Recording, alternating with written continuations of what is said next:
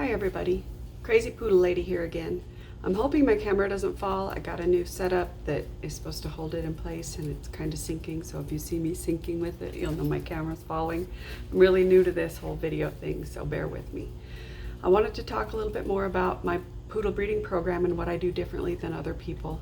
I researched and studied and kind of wanted to do this my whole life, so I've taken bits and pieces I've learned from others, bits and pieces I've learned from training and books, as well as all the studies I've done about wolves, because wolves are my passion next to poodles, and I breed poodles because they're the closest thing to wolves that I could get. And to be honest, they're very close to wolves.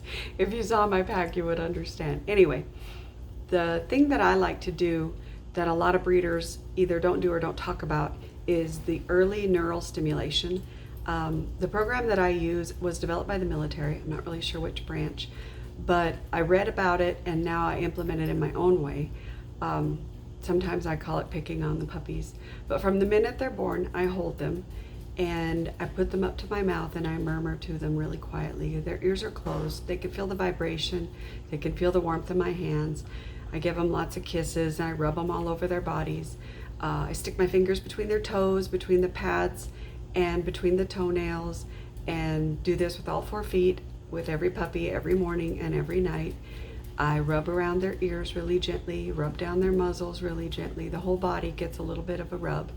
I hold them head down, like completely like this, for 5 seconds, and a slow count of 5, I should say.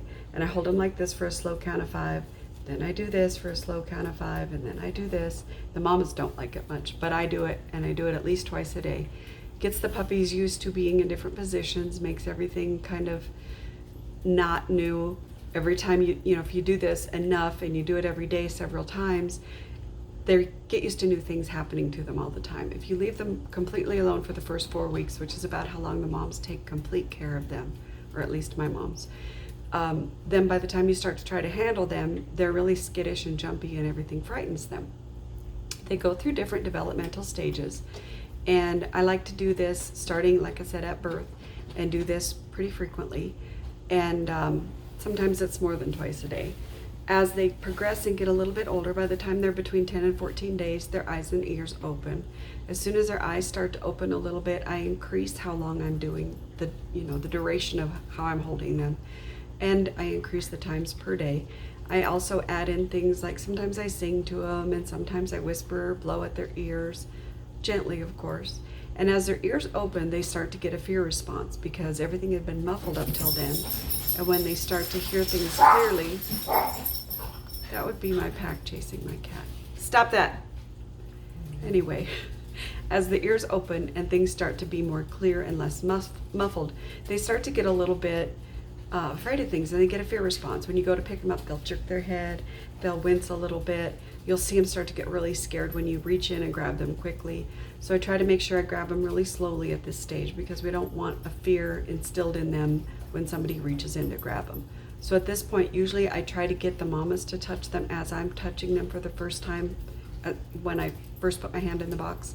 And if mom's touching them when I touch them and then gently bring them up to my face and mom is licking them the whole time, it's not traumatic.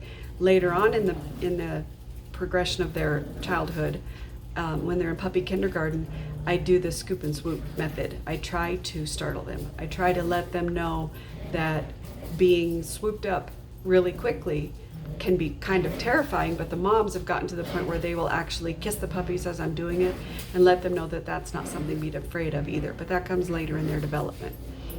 The litter I have right now was just born a couple days ago, and we're starting to do the picking on puppy thing, and Storm's really good about it. She's gotten used to me picking them up and poking and prodding, and everything I do is extremely gentle with them.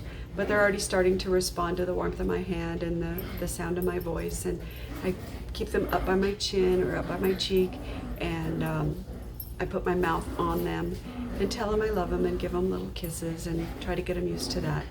I'm not sure if every breeder does this or doesn't do this. I do things my way. I just kind of, like I said, gathered information from all the places that I could gather it from, and I alter it to fit my needs and how many times I'm going in there. If I see a puppy that's a little more fearful, I go in a little more time and spend more time doing the stimulation and more often.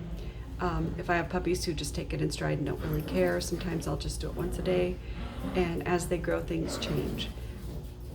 That's about all I wanted to talk about today. We'll go into more depth of how I raise my puppies as this litter progresses, and I'll kind of bring you along with me. Right now, they're just a couple days old, and they're just little fat monkeys. Mom's colostrum came in great, and now her milk is coming in, and she's feeding them, and they're just these little roly-poly round butterballs right now. Thanks for listening.